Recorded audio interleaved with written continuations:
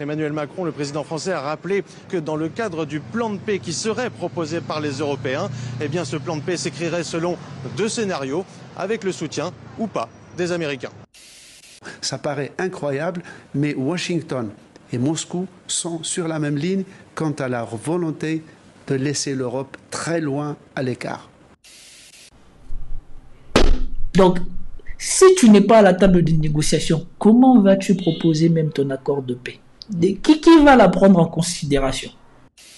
Notre chaîne. Alors, pour cette vidéo, on va s'intéresser aux résultats du énième sommet d'Emmanuel Macron sur l'Ukraine et son pote Zelensky. Donc, commentez, likez, partagez pour me soutenir la chaîne. Sans plus tarder, nous passons aux vidéos. Alors, pour cette vidéo, nous allons écouter ou voir deux vidéos. La première qui résume ce qu'on peut retenir de ce sommet et la deuxième qui précise pourquoi ce sommet, c'est de la supercherie. Antoine, quelles sont les décisions annoncées lors de ce sommet ? Bien, la décision, Mohamed, la plus forte prise ici à Paris, c'est cette confirmation que parmi cette trentaine de pays réunis ici à l'Elysée, cette trentaine de pays alliés de Kiev, eh bien, c'est que parmi eux, certains sont prêts à réfléchir, voire à mettre en place ces fameuses forces de réassurance. De quoi s'agit-il? Eh bien, tout simplement de soldats, de troupes issues de pays européens volontaires qui viendraient se positionner en Ukraine uniquement dans le cas d'une paix pleinement acceptée par la Russie. La coalition précise ici qu'il ne s'agit pas d'une force de maintien de la paix, ni de forces qui viendraient se substituer aux troupes ukrainiennes, mais bien des forces qui viendraient garantir précisément cette paix. Et dans la bouche du président français, qui s'est fait le porte-parole de ces pays réunis ici à l'Elysée, qui viendrait aussi dissuader toute nouvelle éventuelle agression de la Russie. Le président français a ainsi annoncé l'envoi dans les jours prochains d'une équipe issus des états-majors de Londres et de Paris à Kiev afin d'établir ce que pourrait être l'armée ukrainienne d'après la paix, mais aussi d'établir précisément géographiquement où pourraient se positionner ces forces, ces contingents militaires envoyés par ces pays européens volontaires. Et vous allez le voir, vous allez l'entendre dans la bouche du président français, cette idée sur cette question. Il y a clairement un axe Londres-Paris qui se dégage. Ces forces de réassurance sont une proposition franco-britannique. Elle est actée par la Grande-Bretagne et la France, elle est souhaitée par l'Ukraine et elle est aussi actée par plusieurs États membres qui ont marqué leur volonté de s'y joindre. Elle ne fait pas l'unanimité aujourd'hui, et c'est connu, et d'ailleurs nous n'avons pas besoin de l'unanimité pour ce faire. Et dans ce ciel parisien, Antoine, les États-Unis et la Russie planent depuis ce matin. Oui, c'était l'autre enjeu de ce sommet, Mohamed, à savoir pour les Européens envoyer un message au monde, mais surtout à Washington et à Moscou. Washington et Moscou qui discutent sans eux en direct sur le sort de l'Ukraine. Là-dessus, on a pu déceler un renforcement dans la fermeté du message envoyé vis-à-vis du Kremlin, avec notamment une unanimité sur la non-levée des sanctions tant qu'il n'y aurait pas de paix. Concernant le message envoyé à Washington, à Donald Trump, dont on sait que plusieurs capitales européennes trouvent Donald Trump beaucoup trop souple avec Vladimir Poutine, eh bien ce message est plus nuancé.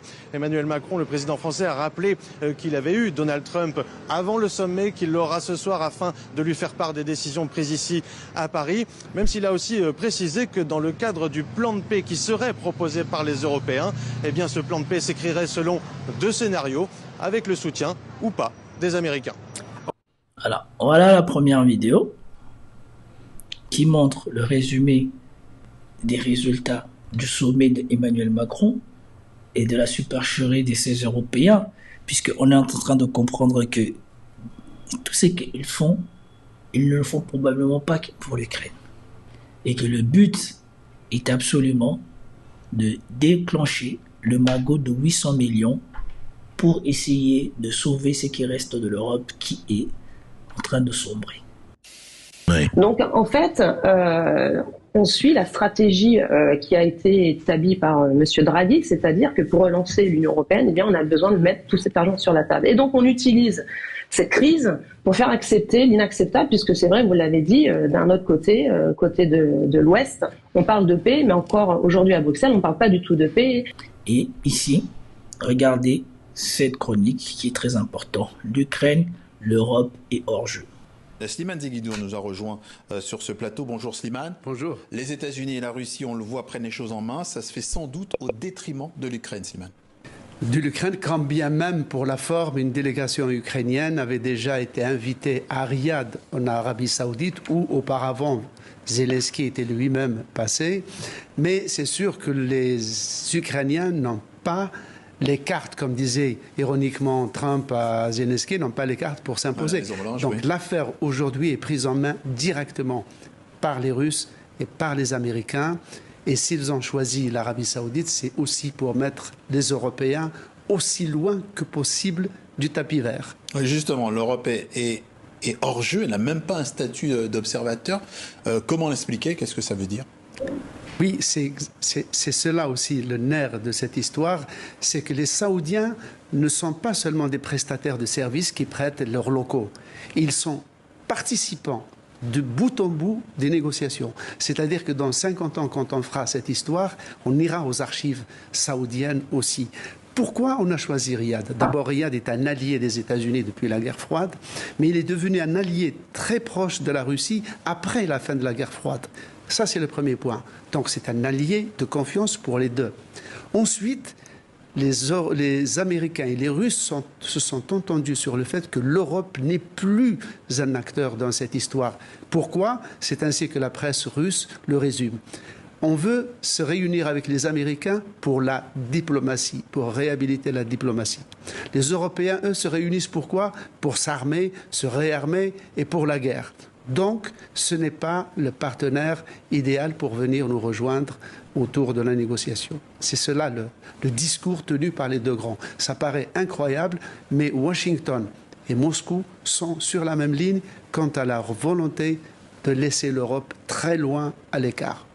Donc, à la lumière de surtout cette deuxième chronique, c'est ça le plus important, puisqu'elle permet d'éclairer et de se demander des réels enjeux de ces différents sommets que la France et l'Angleterre, Macron et Stammer n'arrêtent pas de mener en Europe. Ici, on vous fait comprendre que 1. Les Européens ne sont pas admis à la table de négociation, n'ont même pas le statut d'observateur. 2. Ils ne sont pas considérés comme un allié de confiance suffisant pour satisfaire tous les partis à la négociation, et principalement les deux partis les plus importants à la négociation, qui sont, contrairement à ce que l'on pourrait croire, ce n'est pas l'Ukraine, ce sont les Américains et les Russes. Partant de cela, on comprend ici la méfiance de la Russie l'emporte sur les liens historiques entre les États-Unis de Trump et l'Europe. Ensuite, et pour la fin, l'Arabie Saoudite est pleinement acteur de ces négociations. Et vous attendez ici l'Arabie Saoudite n'en fait pas de tonnes à tout le temps venir faire des sommets, à dire que soi-disant on veut d'une peu comme ça, on veut ceci, cela, on va mettre de l'argent, ceci, cela. L'Arabie Saoudite fait de la réelle diplomatie et non des trucs pour le public, pour la presse propagandiste, pour regagner de la légitimité au sein de sa population. Ce qui est principalement ce à quoi jouent les différents acteurs de ces sommets menés par Emmanuel Macron. Et même quand on va revenir, vous allez comprendre la petite précision de Macron. Et donc ces gens-là sont en train de faire ça parce qu'ils veulent mettre la main sur l'argent du réarmement. Et l'argent du réarmement doit servir à faire sortir l'Europe de l'effondrement qu'elle est en train de connaître. Il faut 800 milliards de dépenses, mais je ne sais même pas dans 800 milliards dans quoi ils vont le dépenser. Ils sont précurseurs dans aucun secteur du futur. Les voitures électriques, ils ne sont pas précurseurs. L'IA, ils ne sont pas précurseurs. Je ne sais pas c'est quoi le domaine où l'Europe domine dans le monde pour que demain, elle soit un acteur majeur de ce monde. Les matières premières, ils n'en ont pas. Ils sont en train de sombrer. Et même les 800 milliards ne suffiront pas. Et probablement les 800 milliards seront à perte. Et donc ces gens-là doivent probablement préparer autre chose.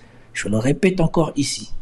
Je suis absolument désolé de voir l'échec de nos engagements au Sahel.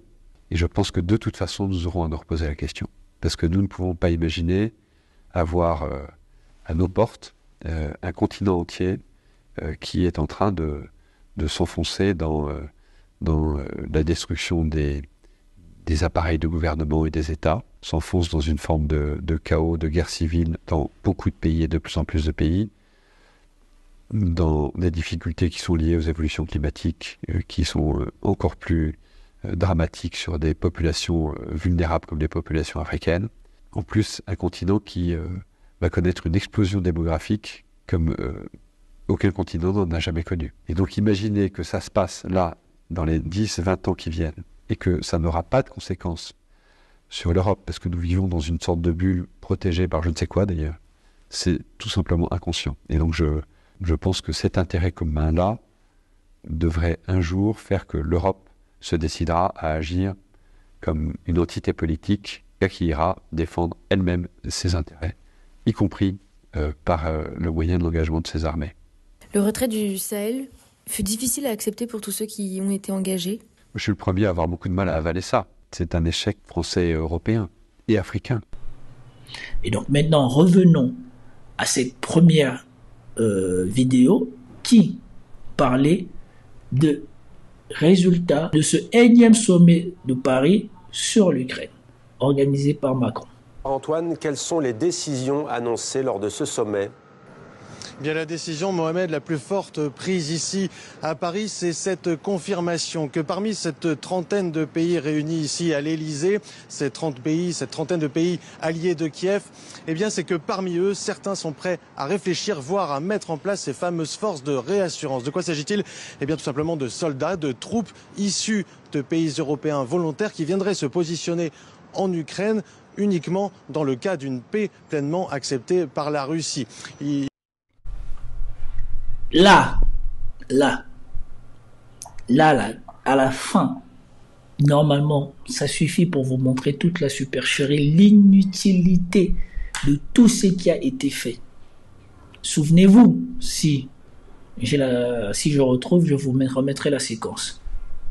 Sergueï Lavrov, il y a 2 semaines ou 3 semaines, a dit Macron, Stammer, vont imposer leurs conditions à Zelensky. Ensuite, ils le prendront pour aller voir Trump, pour voir si Trump il est d'accord pour signer ou autoriser ce qu'ils vont faire.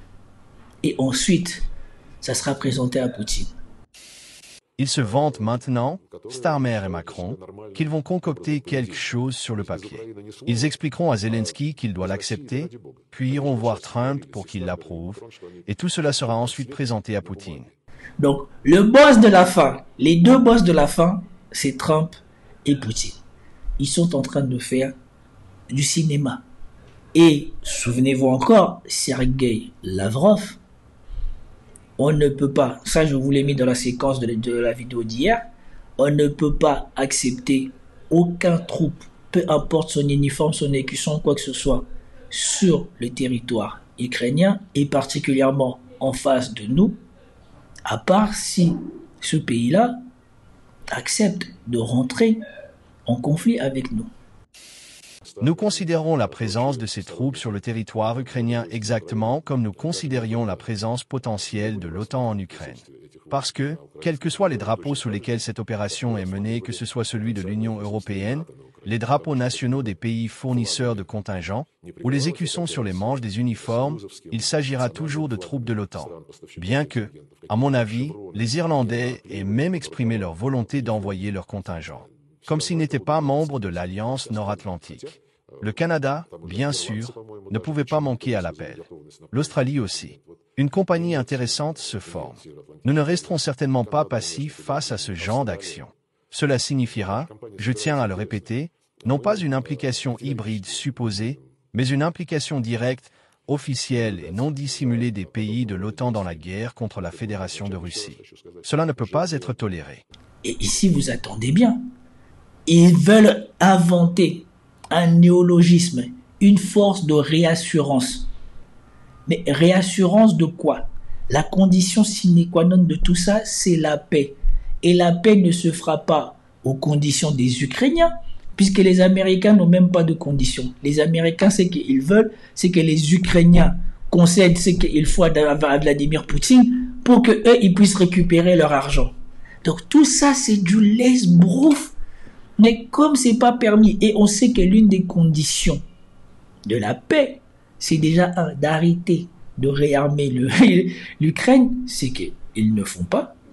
Mais ça n'a aucune incidence, puisque là aussi on sait, ce n'est pas l'armement européen qu'en dise la France ou qu'en dise l'Angleterre qui sont déterminants dans l'opposition de l'Ukraine à la Russie. Et donc, c'est de l'argent dépensé pour rien. Les Ukrainiens vont avoir de l'équipement, mais ce n'est pas un équipement qui va les aider à empêcher ce qu'ils sont en train de subir dans les zones de combat. Un institut basé à Kiev a déclaré à VOA que l'aide militaire des États-Unis est extrêmement importante pour la défense de l'Ukraine. Il rappelle que les États-Unis disposent d'un grand stock d'armes et que tous les pays européens réunis n'ont pas un nombre plus élevé de satellites que les États-Unis. Les États-Unis possèdent des types d'armes extrêmement importants et vraiment irremplaçables pour l'Ukraine, comme les systèmes de défense antimissiles Patriot, les missiles à longue portée ATACMS, le système de missiles HIMARS, ainsi que des pièces de rechange pour véhicules blindés et systèmes d'artillerie, souligne-t-il. Donc tout ça, c'est du cinéma. C'est 2 milliards que Macron a profité de donner à ses amis de l'industrie de l'armement française. C'est tout. Parce que concrètement, ça ne changera rien pour l'Ukraine. Et, pour finir, comme eux-mêmes ils l'ont dit, c'est une force de réassurance pour garantir la paix. Et nous voyons depuis le début de ce conflit, c'est qui maîtrise l'agenda des négociations et qui obtient à chaque fois quelque chose en sa faveur à chaque fois qu'il y a négociation. Contrairement à ce que eux tous, comme il le dira lui-même après, les Européens considèrent que Trump est trop laxiste envers Poutine. Non, Trump n'est pas laxiste envers Poutine. C'est que l'Ukraine et les Européens, y compris l'Amérique, n'a rien à mettre en face contre la Russie. Parce que vous avez déjà tout mis dans la première phase. Tout ce que maintenant vous pouvez mettre dans la balance, c'est enlever des choses. Et c'est ça que les Européens ne réalisent pas. Ils croient qu'ils ont encore un truc à plus à mettre pour faire plier la Russie. Il n'y a rien à mettre. Vous avez mis le paquet en sanctions, ça n'a pas marché. Vous avez mis le paquet en armement, ça n'a pas marché. Vous avez mis le paquet en hommes, ça n'a pas marché. Et donc, tout ce que vous pouvez faire maintenant, c'est contenter la Russie pour que maintenant qu'elle commence à gagner les efforts qu'elle a concédés, les sacrifices qu'elle a concédés, elle accepte de donner la paix à l'Ukraine ou d'avoir suffisamment de garanties de sécurité pour dire au reste de ce qui restera de l'Ukraine, tu peux faire ce que tu veux. La coalition précise ici qu'il ne s'agit pas d'une force de maintien de la paix, ni de force qui viendrait se substituer aux troupes ukrainiennes, mais bien des forces qui viendraient garantir précisément cette paix. Et Oh Seigneur, les gens ils ont de l'argent. Franchement, les gens ils ont de l'argent. C'est là que tu te rends compte que ça ne peut pas être pour aider l'Ukraine. Ça cache autre chose, comme l'a dit l'élu du RN au Parlement européen, ça cache autre chose. Les Européens, s'ils font tout ce bruit, ce n'est pas pour rien, c'est du cinéma. Ils sont en train de donner des miettes de milliards à Zelensky parce qu'ils ont besoin de dépenser plus. Et la seule manière de faire accepter aux classes européennes les sommes folles qu'ils veulent dépenser, jeter dans le vide, comme l'a dit Orlov, ruiner l'Europe. Et attention, le réarmement que proposent Macron et les autres dirigeants de l'Europe va ruiner l'Europe, puisque les armes, vous les aurez au plus tôt dans 10 ans, et dans 10 ans la situation va complètement changer, et même avec des sommes faramineuses qu'on veut payer pour leur armement, l'Europe ne pourra pas faire face à la Russie. C'est en faisant peur aux vieux Européens pour qu'ils acceptent de signer, pour qu'on jette l'argent par la fenêtre. Ce qui appauvrira non pas eux, parce qu'eux ils vont bientôt clamser, on va le dire comme ça, sans se cacher, mais pour appauvrir leurs enfants et leurs futurs petits-enfants ou même leurs petits-enfants actuels.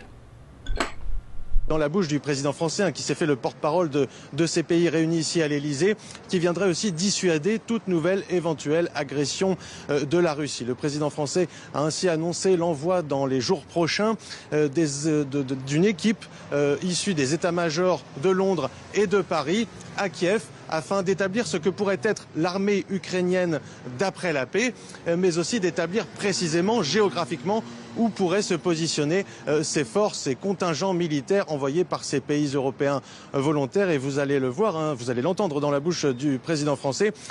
Franchement, après ce que l'Ukraine vient de subir, après comment elle sera endettée, après ce que les traumatisés qui vont revenir du front vont rentrer dire de ce qui s'est passé, vous pensez qu'il y a encore des gens qui voudront être dans l'armée ukrainienne? Vous pensez vraiment que tous ces gens-là qui sont mobilisés de force dans l'armée ukrainienne seront encore là s'ils signent la paix? On ne sait même pas quel est le nombre de soldats ukrainiens à l'heure actuelle. Mais au moins, ça va être divisé par 5. S'ils ont une armée de 500 000 hommes, il va probablement rester 100 000 hommes. Qui voudra encore rester? Qui voudra s'engager quand on sait les histoires qu'on a entendues sur ce qui s'est passé dans cette armée? Et on est là, on vous dit, l'armée ukrainienne après. L'armée ukrainienne, où, quoi, quand? Elle va être payée comment? Par qui? Cette idée sur cette question, il y a clairement un axe Londres-Paris qui se dégage. Ces forces de réassurance sont une proposition franco-britannique. Elle est actée par la Grande-Bretagne et la France. Elle est souhaitée par l'Ukraine. Et elle est aussi actée par plusieurs États membres qui ont marqué leur volonté de s'y joindre. Ce qui me tue, c'est la capacité de ce monsieur à faire du cinéma. Ces forces de réassurance. Elle est où déjà la force d'assurance? La force d'assurance, elle est où? Pour que l'on passe directement à la force de réassurance. Non, c'est incroyable. Elle ne fait pas l'unanimité aujourd'hui, et c'est connu. Et d'ailleurs, nous n'avons pas besoin de l'unanimité pour ce faire. Voilà. La force de réassurance ne fait pas l'objet de l'unanimité. Nous n'avons pas besoin de l'unanimité pour ce faire. Ça, c'est un moyen de court-circuiter l'Union européenne, parce qu'en Union européenne, pour voter ce genre de choses, vous avez besoin de l'unanimité des gens qui sont là. Et ce n'est pas tout le monde dans l'Union européenne qui veut voter pour cela. Et donc, on doit passer par nous-mêmes. Et les États-Unis ont déjà dit, si vous passez par vous-même, il n'y a pas d'article 5. Si ça va tourner mal là-bas, c'est sans nous. Et dans ce ciel parisien, Antoine, les États-Unis et la Russie planent depuis ce matin. Oui, c'était l'autre enjeu de ce sommet, Mohamed, à savoir, pour les Européens, envoyer un message au monde, mais surtout à Washington et à Moscou. Washington et Moscou qui discutent sans eux en direct sur le sort de l'Ukraine. Là-dessus, on a pu déceler un renforcement dans la fermeté du message envoyé vis-à-vis du Kremlin, avec notamment une unanimité sur la non-levée des sanctions tant qu'il n'y aurait pas de paix. La non-levée de sanctions tant qu'il n'y aura pas de paix. Comme si l'Union européenne peut à elle seule garder les sanctions tant qu'il n'y aura pas de paix. À moins que on m'apporte la preuve du contraire. Les Russes ont demandé leur rebranchement, et je crois même que c'est les Américains qui avaient proposé le rebranchement de la Russie au système SWIFT. Le système SWIFT ne se trouve pas aux États-Unis, se trouve à Bruxelles. Si, normalement, cette soi-disant fermeté des Européens est concrète, dans quelques jours, nous devrions apprendre que les Européens ou l'entreprise SWIFT n'a pas rebranché la Russie du système SWIFT. Or, depuis qu'on dit que ça a été fait, nous n'avons jamais attendu le système SWIFT démentir, et maintenant que ça a été annoncé officiellement pour l'effectivité de l'accord sur la circulation de navires dans la mer Noire, on n'a toujours pas attendu SWIFT dire qu'on ne va pas le faire, ou que les Européens dire que ça ne sera pas fait. Donc je ne sais pas de quelles sanctions ils parlent, probablement de l'argent qu'ils détiennent, mais nous savons que eux-mêmes continuent à acheter du gaz russe. Donc je ne sais même pas de quoi ils parlent eux-mêmes. Et je n'ai pas besoin de revenir ici sur ce que je vous ai dit, que le reste du monde attend avec impatience. C'est que Trump a déjà montré que la Russie a gagné cette guerre face à l'Occident, l'OTAN et à tout le monde. Trump, lui, l'a déjà accepté. De toute manière, c'était pas sa guerre, il s'en fout. Maintenant, il veut que l'Ukraine acte ça pour qu'il prenne son argent. Ce sont les Européens qui pensent encore pouvoir faire croire à qui que ce soit qu'ils s'opposent à la Russie ou qu'ils ont les moyens de s'opposer à la Russie. Bien qu'eux tous aient moqué la Russie et son pouvoir d'achat et son PIB et son je sais pas quoi, eh ben, ce sont eux qui ont peur aujourd'hui et qui veulent dépenser une somme folle pour atteindre le niveau d'un pays qui n'était pas de leur niveau. Si vous allez vous souvenir, ou si vous allez dans les archives des sessions propagandistes et que vous les attendez d'écrire la Russie, normalement, il n'y a aucune raison qu'ils aient peur aujourd'hui. La Russie, c'est presque un état du tiers-monde à les attendre parler. Alors maintenant, pourquoi mettre tout cet argent pour rattraper le niveau de la Russie? À moins qu'une fois de plus, ça cache autre chose. Parce que de toute manière, on sait que peu importe ce qu'ils mettront sur la table, ils ne seront pas au niveau de la Russie. Et surtout, ce que l'on sait, c'est que dans quelques mois ou dans quelques semaines, les orichniks vont être produits de manière industrielle, un peu comme ce qui avait donné l'avantage aux Russes. Leur missile balistique, là, j'ai oublié comment il s'appelle. Quand ils avaient réduit les coûts de fabrication de leurs missiles balistiques qu'ils utilisaient sur le terrain du conflit et que chaque unité sur la zone de conflit disposait de son propre tireur de missiles balistiques. Quand ils avaient fait ça, j'avais fait la vidéo ici, ils ont pris un avantage net sur le terrain. Ils détruisaient des patriotes parce que les patriotes n'étaient pas capables d'intercepter ça. Et maintenant, on vous dit que ça va être la même chose pour Oreshnik. Ils vont les produire en masse. Croyez-vous que les Européens ou même l'Ukraine a de quoi faire face à ça dans les prochaines années? Concernant le message envoyé à Washington à Donald Trump, dont on sait que plusieurs capitales européennes trouvent Donald Trump beaucoup trop souple avec Vladimir Poutine, eh bien ce message est plus... Non, les capitales européennes ne trouvent pas Donald Trump souple avec la Russie. C'est que les capitales européennes ont cru à tous les bêtises que Biden leur avait fait croire. Trump leur montre la réalité. L'Occident n'a pas les moyens de faire fléchir la Russie. Ils ont déjà gaspillé toutes leurs cartes, comme il a dit. Poutine est solide. Et donc, face à ça, ils ne peuvent que être désillusionnés parce que eux, ils pensaient vraiment que l'imprévisibilité de Trump, peut-être avec des secrets que les États-Unis n'auraient pas partagés avec eux, permettrait à Trump de faire plier Poutine. Ce qu'il réalise, c'est ce que Emmanuel Todd et beaucoup de gens avaient dit ici, c'est que la Russie était peut-être bien plus préparée que les États-Unis ou que les Européens aux événements que nous vivons actuellement. Et que c'est pour ça les Européens sont désillusionnés et que les Américains utilisent leur plus fort atout, le pragmatisme. Ils n'ont pas les moyens de s'opposer à la Russie. Et surtout, ils n'ont pas les moyens de continuer cette bêtise et de vouloir faire face à la Chine en même temps. Donc, on arrête les conneries et on passe à autre chose. C'est pas notre défaite, c'est la défaite de 20 ans, ou je ne sais pas combien d'années, d'idéologie démocrate, progressiste, idiot, de faucon, qui nous amène là. Nuancé. Emmanuel Macron, le président français, a rappelé qu'il avait eu Donald Trump avant le sommet, qu'il l'aura ce soir afin de lui faire part des décisions prises ici à Paris, même s'il a aussi précisé que dans le cadre du plan de paix qui serait proposé par les Européens, eh bien ce plan de paix s'écrirait selon 2 scénarios, avec le soutien ou pas des Américains. Et ça montre le ridicule d'Emmanuel Macron. Quel plan de paix? À chaque fois qu'ils ont fait du bruit là pour leur plan de paix, ça finit ou n'est-ce pas fini à la poubelle? Leur fameux plan de paix là de 30 jours de je sais pas quoi, de je sais pas si là. C'est pas ce que Poutine a réduit en moratoire sur les infrastructures énergétiques?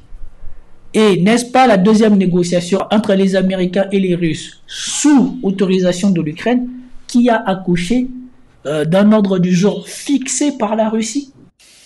Bonjour, oui, la réunion entre Russes et Américains a commencé il y a à peu près 1 heure à Riyad, mais d'emblée, le Kremlin a tempéré les espoirs, les espoirs qu'on pouvait avoir. Il n'y a même pas de mention d'arrêt des combats, par exemple. Alors, d'après Moscou, ce qui sera discuté aujourd'hui, c'est la reprise de l'accord céréalier, vous savez, qui avait fonctionné brièvement entre 2022 et 2023. Donc, les Russes vont probablement exiger que soient assouplies les sanctions économiques sur leurs exportations d'engrais, pour en échange laisser passer les bateaux ukrainiens chargés de blé. Mais même ça, ce n'est pas sûr que ce sera signé. Le Kremlin a souligné qu'il y avait de nombreuses nuances, des problèmes à soulever et que ces négociations, de manière générale, seront difficiles et prendront du temps. Alors ce qu'on peut attendre dans l'immédiat, dans le prolongement de cet accord céréalier, c'est un éventuel cessez-le-feu, mais uniquement en mer Noire, uniquement sur les bateaux. Donc vous voyez, le chemin vers le cessez-le-feu total est encore assez long. Donc, si tu n'es pas à la table de négociation, comment vas-tu proposer même ton accord de paix? Qui va la prendre en considération? C'est ça les questions qu'il faut se poser. C'était tout pour cette vidéo. J'espère que vous avez apprécié. Si vous avez apprécié, commentez, likez, partagez et je vous dis à plus tard. Peace out.